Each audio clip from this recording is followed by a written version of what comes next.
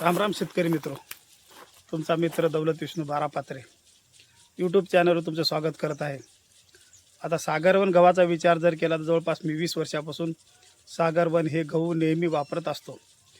Daily घरगुती व्यवहारामध्ये खाण्यासाठी चांगली चपाती, तिची नरमगार म्हणजे सकाळी जर केलेली संध्याकाळी सुद्धा खाता येते एवढी नरम चपाती। त्या गव्हाची बॅग म्हणजे मी आत्तापर्यंत आम्ही घरी परिवारासाठी तेच वापरतो। आणि जर ॲव्हरेजचा जर विचार जर केला, एकरी सरासरी तिचं उत्पन्न येते 17, 18 किंवा 20 क्विंटलपर्यंत आरामशीर उत्पन्न येते। आतापर्यंत आम्ही उत्पन्न घेतलेलं आहोत आणि घेणार सुद्धा आहोत। आता मी लगेच याच्यामध्ये सागरवन बॅग ही पेरलेली आहे। आता त्याला पाणी वगैरे चालू आहे। यावर्षी थोडंसं लेट झालं। आणि जमिनीचा जर विचार जर केला, जमीन आता ही भारी, एकदम भारी काळीची प्युअर काळी जमीन असल्यामुळे आम्हाला 20 पर्यंत ॲव्हरेज सहजरित्या येते। जर साधारण जमीन जर धरली, जर भरकाळ जमीन धरली तर 9-10चा ॲव्हरेज येते। त्याच्यानंतर थोडीशी मीडियम जमीन, थोडीशी चिलखीची जशी की आपण म्हणतो रेताळ जमीन, थोडीशी त्यात मिसळ, त्याला 11-12चा ॲव्हरेज सहज येऊ शकते।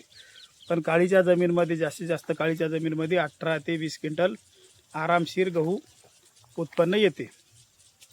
आता भरकाडाचा जर विचार केला तर 9-10 क्विंटल म्हणलं तर खूप झालं, कारण तिथं कुठं बॅगला 5ही क्विंटल उत्पन्न येत नाही। पण भरकाडाला आरामशीर 9-10 क्विंटल उत्पन्न येऊ शकते। भारीच्या जमिनीत चांगलं उत्पन्न येते। आणि शेतकरी मित्रो, चांगली अंतर्मशागत करा, खोलवर नांगरडी किंवा पंजी मारा, जेणेकरून गहू पेरावा। गहू आहे की नाही ट्रॅक्टरनं पेरावा, जेणेकरून पडत नाही। हवा पाणी सुटलं आणि तुम्ही आदर जर मशागत राहिली, आदर त्याची मशागत असल्यामुळं गहू पडण्याची शक्यता आहे। कोणी शिपतेत, ठीक आहे, शिपतेत ज्याला जसं जमते त्या पद्धतीनं करतात, पण शक्यतो पेरलेला गहू सरासरी पडत नाही।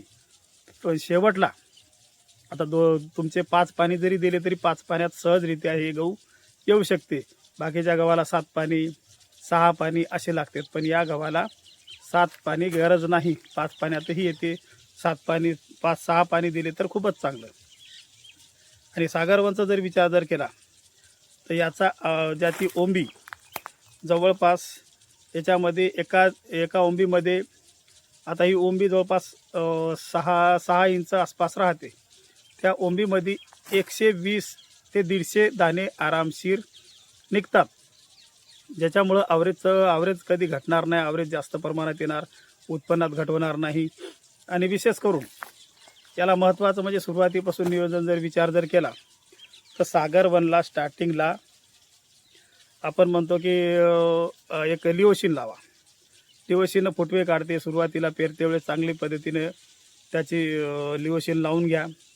तुम्ही हातानं लावा किंवा असं गोळून वगैरे फारीमध्ये लावू शकता। लिओशिन लावल्याच्या नंतर फुटवे चांगल्या प्रमाणात निघते। तुम्ही लिओशिन बाजारातून कोणतेही आणू नका, जे आपलं जुनं, आता शेतकऱ्याच्या भाषेत जर बोलायचं झालं त्याच्यावर नका चित्र होतं गदा, हनुमान गदा, ते लिओशिन लावू शकता। एका बॅगला जवळपास 40 किलोला 30 ml या हिशोबानं लावू शकता, याच्यावरही जमत नाही। आणि चांगल्या पद्धतीनं पाणी गिनी त्याच्यात टाका, चांगलं पाणी गिनी टाकून व्यवस्थितशीर मिसळून पेरणी करू शकता। नंतर तुम्हाला येणाऱ्या व्हिडिओमध्ये अपडेट देतच राहील, चांगली अपडेट देत राहील, जेणेकरून माझ्या मित्राला, शेतकरी मित्राला चांगलं उत्पन्न यावं, हीच मी शेतकऱ्यासाठी चांगल्या उत्पन्नासाठी मी बार व्हिडिओ टाकत राहील। नेक्स्ट व्हिडिओमध्ये मी तुमच्यासाठी कसं उत्पन्न येईल ते सांगून देईल। धन्यवाद मित्र, ठेवतो।